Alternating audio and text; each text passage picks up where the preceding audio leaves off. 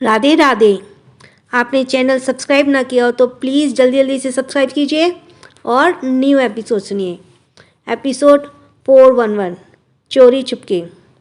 आज का दिन यूं ही बीत गया। सिंह फैमिली जिस काम से यहाँ आए थे वो तो नहीं हो पाया, इसलिए वो सब कल वापस लंदन जाने वाले थे, क्योंकि उनका वहाँ पर अच्छा खासा बिजनेस था और वे ज़्यादा दिन अपने काम से दूर नहीं रह सकते थे। ठंड का दिन था और रात का वक्त। खाना खाने के बाद सारांश, सानवी, अधव्य, आद्या और शिवाय गार्डन एरिया में बैठकर बॉन फायर का मज़ा ले रहे थे। घर के बड़े आराम कर रहे थे। वे पांचों सर्कल में बैठे थे। उनके बीच आग जल रही थी। वंश सबसे गुस्सा था और आयाश ऑफिस से नहीं आया था। रूहानी उनके साथ नहीं थी, वो कमरे में आराम कर रही थी और आरवी पढ़ाई कर रही थी, क्योंकि उसके एग्ज़ाम जो आने वाले थे, इसलिए किसी ने भी उसे डिस्टर्ब नहीं किया। कुछ देर ऐसे ही बातें करने के बाद अदव्य ने कहा, यार मैं कल लंदन जा रहा हूँ, वहाँ तुम सबकी बहुत याद आएगी। ये कहते हुए उसका चेहरा उदास हो गया। सबने उसकी बात सुनी और उसे देखने लगे। सारांश ने कहा, हाँ तो मत जाओ ना, तुम्हें जाने के लिए कौन कह रहा है, कुछ दिन और रह जाओ यहाँ। अदव्य ने आह भरते हुए कहा, काश ऐसा हो पाता। आज ही मेरी सेक्रेटरी का फ़ोन आया था, वहाँ मेरी ज़रूरत है। वैसे भी जिसके लिए मैं यहाँ आया था वो तो मेरे साथ चलने से रही। ये कहते हुए सानवी को देखा। सानवी उसकी बातें समझ रही थी। उसने कहा, आई एम सॉरी अधव्य, हमने तुम्हें पहले नहीं बताया, पर हम दोस्त तो बन ही सकते हैं ना। ये कहते हुए उसने मुस्कुराते हुए अपना हाथ आगे किया। अधव्य ने उसे हाथ देखा और मुंह बनाते हुए कहा, क्या फ़ायदा ऐसी दोस्ती का जिसमें बात छिपाने जाती है। सारांश ने कहा, छोड़ो ना यार उस बात को, जो हो गया सो हो गया, उस बात को भूल जाओ और आगे बढ़ो। अदव्य ने हमें रिप्लाई किया और मुंह बनाते हुए ही सानवी से हैंडशेक किया। शिवाय ने कहा, अरे यार यहाँ सब मिलना कितना बोरिंग लग रहा है, चलो ना मूवी देखते हैं, कितने दिन हो गए हैं कोई मूवी देखे। सारांश ने उसके सर को पकड़ा और उसे हिलाते हुए बोला, ये तूने बिल्कुल ठीक कहा छोटे, चल चलते हैं। वैसे भी अदव्य कल जा ही रहा है तो एक पार्टी तो बनती है, क्यों अदव्य। अदव्य ने खुश होते हुए कहा, हाँ मुझे कोई प्रॉब्लम नहीं है। वे सब घर के अंदर आ गए। सानवी, सारांश, वंश, आद्या और आयांश, ये सब छोटे थे तो अंश ने उनके लिए पूरे कमरे में थिएटर में बदल दिया था। वे सब हवेली के पीछे वाले कमरे के तरफ बढ़ गए। तभी सारांश रुकते हुए बोला, तुम सब चलो, मैं वंश को बुलाकर लाता हूँ, वो कल से कमरे में बंद है, कब तक वो ऐसे ही हमसे नाराज़ रहेगा। सानवी ने कहा, हाँ भाई, हमें भी वंश भाई से बात करनी है। हमने सुबह से उनसे बात करना चाहा लेकिन उन्होंने हमसे कोई बात नहीं की। सारांश ने कहा, ठीक है, मैं लेकर आता हूँ। और वो चला गया। कार में बैठते वक्त सानवी को कुछ याद आया। उसने कहा, अरे हम भाभी को तो भूल गए, वो भी तो है हमारे ग्रुप में, हम उन्हें बुला कर लाते हैं। और वो भी चली गई। आद्या ने कहा, शिवाय तुम भी आरवी को बुला कर लाओ, मैं तब तक मूवी सिलेक्ट करती हूँ। शिवाय ने ओके कहा और चला गया। अधव्य भी आद्या के साथ चला गया। कुछ देर बाद आरवी शिवाय के साथ आ गई और सानवी रूहानी के साथ, पर सारांश के साथ वंश नहीं आया। सानवी ने पूछा, क्या हुआ सारांश भाई, वंश भाई नहीं आए। सारांश ने कहा, वो कमरे में हो तब ना, पता नहीं वो कहाँ है, उसका फ़ोन भी नहीं लग रहा। सबने हाँ में सिर हिलाया। वे सब कमरे में आ गए। रूहानी ने कमरे को देखते हुए कहा, वाओ, कितने साल हो गए हमें ऐसे पिक्चर देखे। सारांश ने कहा, कोई बात नहीं भाभी, अब से आपको जब भी मन करे देखना हमें बता देना। रूहानी ने खुश होते हुए हाँ में सिर हिलाया और वे सब मूवी देखने सोफे पर बैठ गए। आरवी ने मूवी देखते हुए कहा, दी आपने ये कौन सी मूवी लगाई है, ये तो हॉरर शो है। आद्या ने कहा, हाँ, और हम आज यही देखने वाले हैं। सानवी कहा, हाँ ये बहुत मज़ा आएगा। रूहानी ने कंफ्यूज होते हुए कहा, ये कैसी होती है। सारांश ने कहा, भाभी बस आप देखती जाओ। ये कहने के बाद उसने फिर से वंश को फ़ोन मिलाया। उधर वंश एक बड़ी सी बिल्डिंग के सामने खड़ा था। उसने काले रंग की हुडी पहनी थी जिसमें वो काफ़ी मिस्टीरियस लग रहा था। रात को अंधेरे के बाद उसकी नीली आंखें ही चमक रही थी। उसके पॉकेट में उसका फ़ोन लगातार बज ही रहा था, जिसे उसने ना जाने कितनी ही बार अवॉइड किया था। उसने लंबी सी बिल्डिंग को देखा और फिर गार्ड को। गार्ड आराम से गेट के पास कुर्सी पर सो रहा था। वंश ने कुछ सोचा और बाउंड्री वॉल को जंप करते हुए उस पर पार चला गया। कल रितिका ने जो एड्रेस बताया था वो उसके सामने खड़ा था। उसने ऊपर देखा और कुछ ही देर में पाइप के सारे ऊपर चढ़ते हुए 3rd मंजिल के एक अपार्टमेंट में बालकनी पर था। उसने धीरे से बालकनी का दरवाज़ा खोला जो कि लॉक नहीं था। हल्के कदमों से वो अंदर गया। उसने देखा वो सही कमरे में आया है, क्योंकि उसके सामने बेड पर वही थी जिसके लिए वो कब को देखना चाहता था। कमरा पूरा अंधेरे में भरा हुआ था, पर बालकनी से आती हल्की रोशनी में वंश रितिका को आराम से बेड पर सोते हुए देख पा रहा था। उसने कुछ बाल उसके चेहरे पर कवर किए हुए थे, इसलिए वंश उसका चेहरा ठीक से नहीं देख पा रहा था। वो धीमी कदमों से उसके तरफ बढ़ गया। उसने अपने पॉकेट से कुछ निकाला।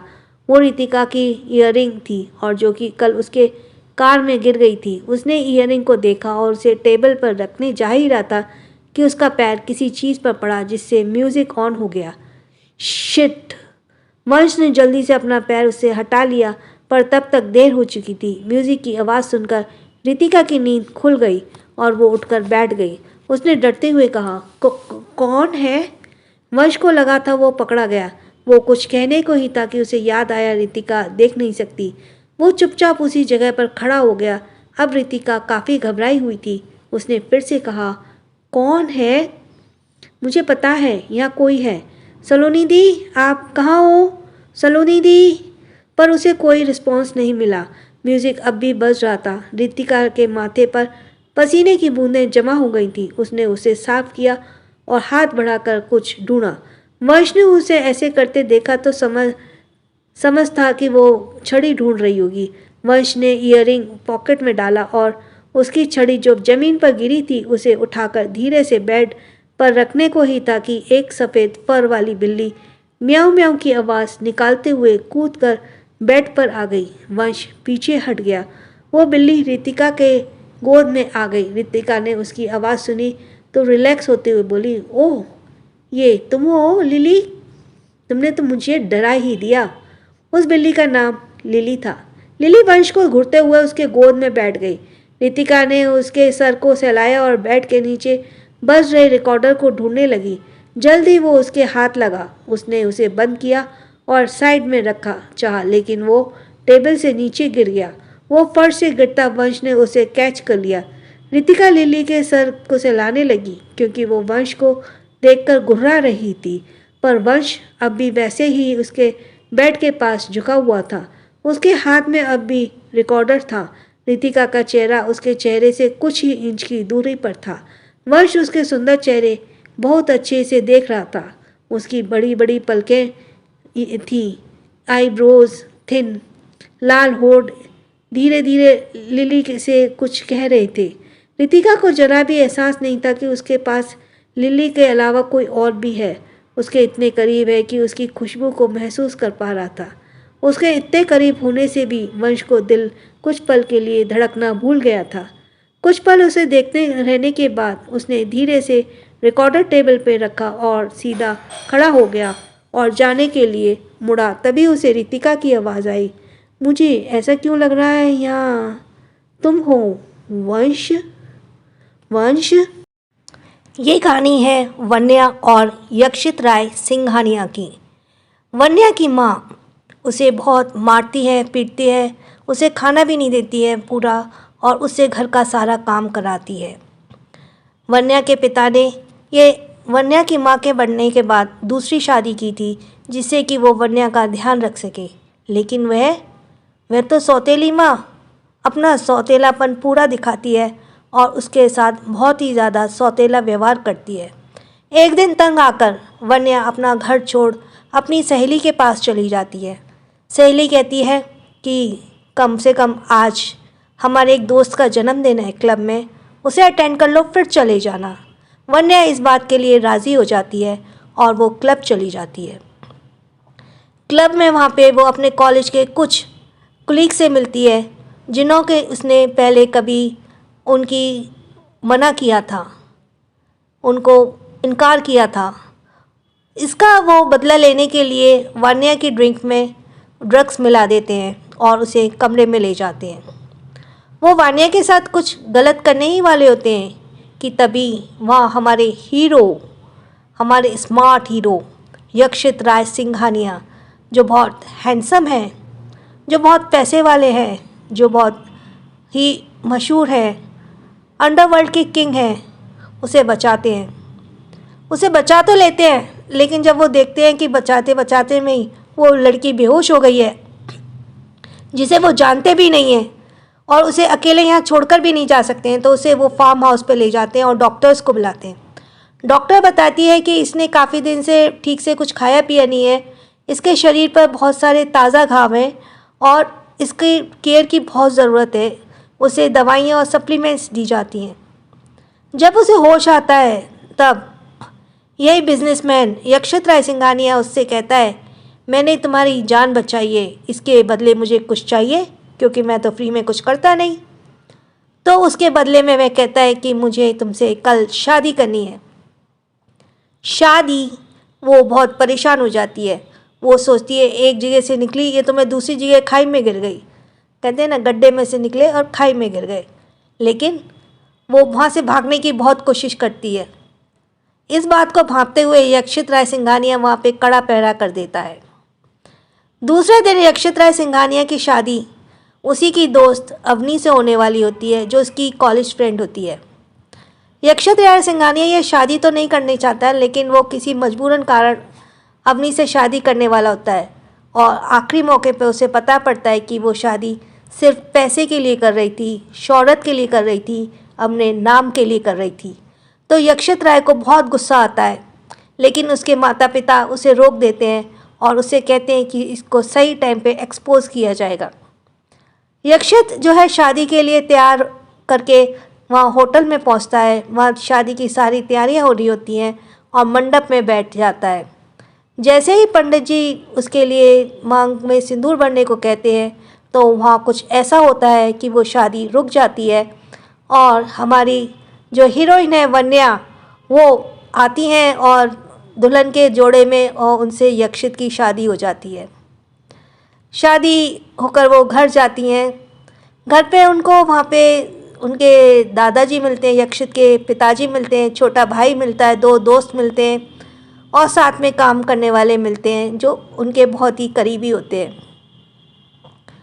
लेकिन साथ में एक और भी मिलता है, एक छोटा बच्चा जो यक्षित को पिता कहता है, पापा कहता है। और वो व्याना वहाँ परेशान है कि वहाँ उसकी ना सास दिख रही है, न ददिया सास और ना ही कोई नंद। तो आखिर कहाँ है ये सब लोग? ये क्या सच में यक्षित का बेटा है या किसी और का बेटा है? यक्षित क्यों नहीं करना चाहता था किसी से भी शादी?